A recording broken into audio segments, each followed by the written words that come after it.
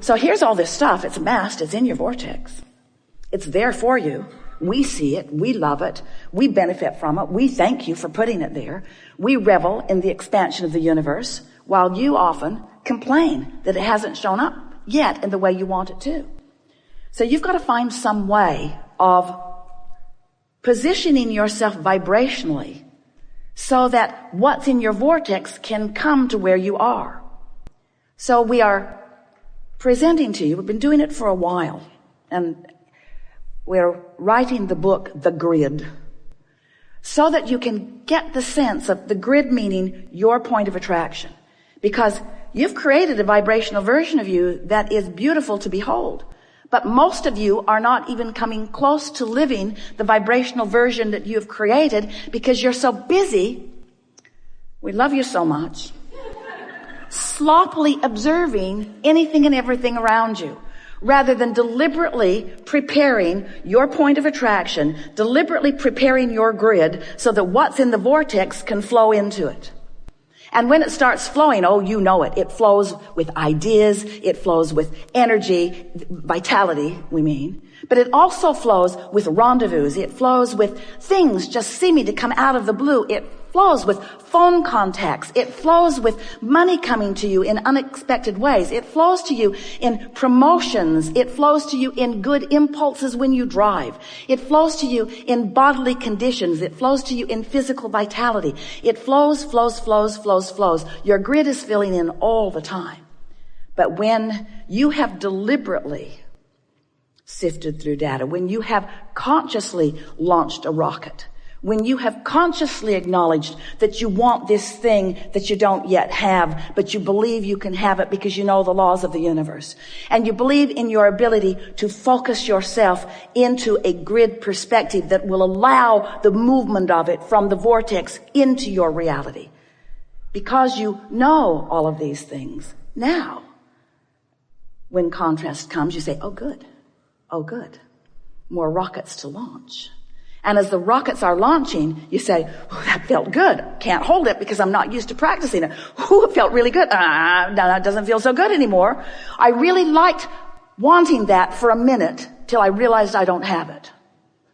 Do you remember those fresh desires when you were kids before your parents crushed your dreams? Do you remember when you believed in your own ability to create? Do you remember when you thought the world was on your side before so many convinced you that they weren't? That fresh flowing of desire. We want to help you to restore yourself to that. So you launch this rocket of desire, and then you recognize, because now you're more sensitive. You know that you want it, but you're not in alignment with it. And every thought that you think that contradicts what you want will give you an emotional feedback that will let you to know, this is what I'm doing. This is that thing I do. Right here, right now. I'm catching myself in the act. Jerry and Esther had chickens years ago, and they remember going out to the hen house one night. They'd forgotten to close it up. They liked to close it up at night so that things didn't come and eat the eggs in the night. And there was a possum in the nest with egg all over its face. He looked so guilty. So negative emotion is you catching yourself in the act with egg all over your face. That you are in this moment defeating, that's too strong a word, well, we'll use it anyway, defeating, trampling, killing, pulling the wings off the flies of your desires. In other words, it's what you're doing. You're holding yourself in vibrational dissonance with the very things that you want, and the negative emotion is your glorious indicator that you're doing it now. You're doing it now. Esther's got easy buttons all over the house. That was easy. That was easy. That was easy. That was easy. That was easy. She's thinking about getting one. You're doing it now. You're doing it now because you are aware when you know what negative emotion means, that you are in that place where you are not holding it off forever, not defeating it, but certainly slowing it down. Slowing what down? Slowing down your ability to stand, begin again. You have created a grid. You're standing in the middle of your grid all the time. You've created a grid that is keeping you from being keenly aware of the most productive, most fun, path of least resistance step toward whatever things that you are wanting that are in your vortex. You see how it works? You are the creator of your own reality. You are the vibrator of your own being. You are the discerner and the decider and the accomplisher of your own point of attraction. And it is so much fun when you deliberately sift through the contrast. Yay, stuff to choose from. You launch a rocket, and even though you can't hold it necessarily the first time, you know you can work your way around to that because there are endless processes to help you do that. And then when you finally accomplish that alignment with what you want, and the energy starts moving, and we love the word momentum. You feel the momentum of forces moving to assist you in the accomplishing of what you want. You got to stop focusing so much on what is that it dominates your vibrational patterns. And you have to start focusing upon who you really are and how you want to feel.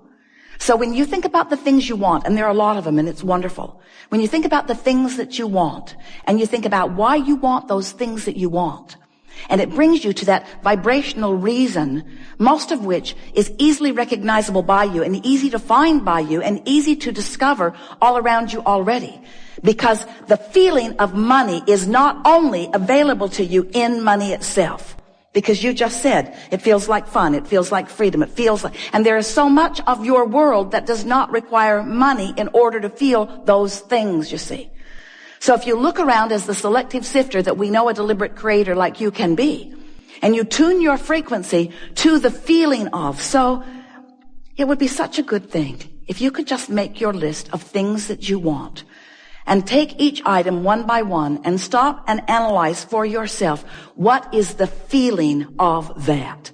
When I have that, when I live that, when I am that, when that is my experience, when that's who I am, when that's where I am, when that's who I'm with, when that's what I'm living, what does that feel like? What does it feel like? Not what does it look like? What does it feel like? What does the vibration of security feel like? What does the feeling of homecoming feel like? What does the feeling of empowerment feel like? What does it feel like?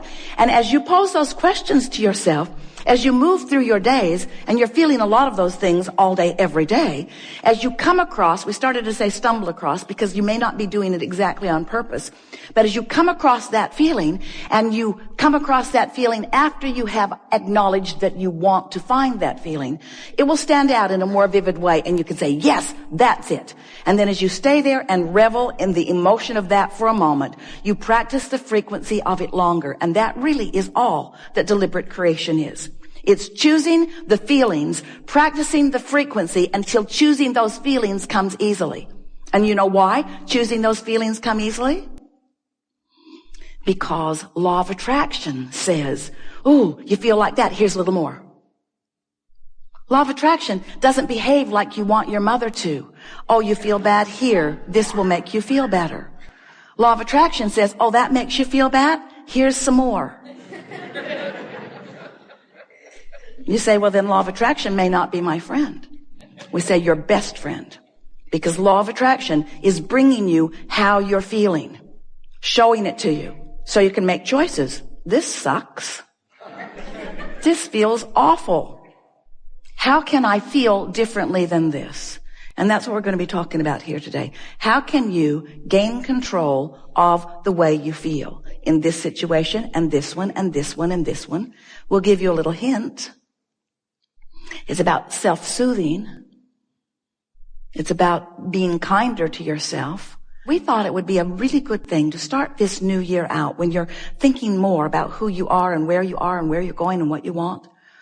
If you could just take this one piece from this gathering, that you want to soothe yourself into alignment by pointing out to yourself how well you are doing, how much is going well. It is our promise to you that if you will begin to tend to the frequency of that which is you, since you equal your point of attraction, and you will be aware, I felt this way and this came back. I felt this way and this came back. I felt this way and this came back.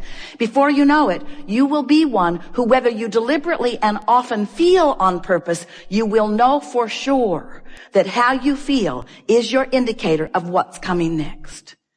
So can you fast forward into the manifestation of those things, that abundance that you often see way down the road? Because that kind of abundance doesn't come to a youngster like me, or that kind of abundance doesn't come to someone in an occupation like I have. That kind of abundance, if you can get yourself to begin to expect that kind of abundance that we promise you is out there, and we say out there not because it's out there far into the future, we say it's out there vibrationally, not yet received by you, a different frequency than the frequency you commonly are offering. But you can begin doing something about that right now. And the evidence of the change of your frequency will be evident right now. So then you begin getting pretty sure of yourself. You say, I am the creator of my own reality. And others will say, get away from me. You say, I am the creator of my own reality because I am the thinker of my thoughts. But more important, I am the feeler of my feelings. I am the discerner of my frequency. I am the molder of my own vibrational clay. I am the offerer of the energy, and therefore I am the setter of the tone. I'm the setter of the mood. I am the emanator of the vibrational signal that law of attraction is responding to. And I have created a nest egg for myself of relationships and of abundance and of physical vitality and well-being. I've created a nest egg for myself that is a vibrational reality. And I'm going to practice the vibrational reality of it, even though there is an absence of manifested reality of it. But I do not confuse myself about what's really going on here, because I accept that law of attraction abounds, and that I am a worthy being, and that I'm the creator of my own reality, and that I can do something about it. And I like the feeling of thinking on purpose, and most of all, I like to think and derive results, you see. That's who you are. That's why you are so action-oriented in most cases. You like the fast results that you get through action. But we want you to not only get the fast results that you get through action, we want you to get the leveraged fast results that you get through aligned action, through inspired action, you see. We want you to tend to your feelings first. Practice them all day, every day. Hang out with others that do the same. And then begin watching. Not so much for the manifestation. You see, this is the tricky part. Because it sounds like we're saying, if you do these non-manifestational things, manifestation will happen. And then you can look at the manifestation and it just gets better from there. But we don't ever want you to be hooked on the manifestation. We want you to be hooked on the feeling that you can foster right here, right now. We've enjoyed this interaction more than words can convey. We're glad that you're here, and we're glad that you're mixing it up, and we're glad that you are finding things that you want, and we're glad that you are sometimes standing in places that you don't want to be. We're glad that you're allowing your life to put you in the places where you're asking important questions. And we want you to know that every question that you ask is an important question.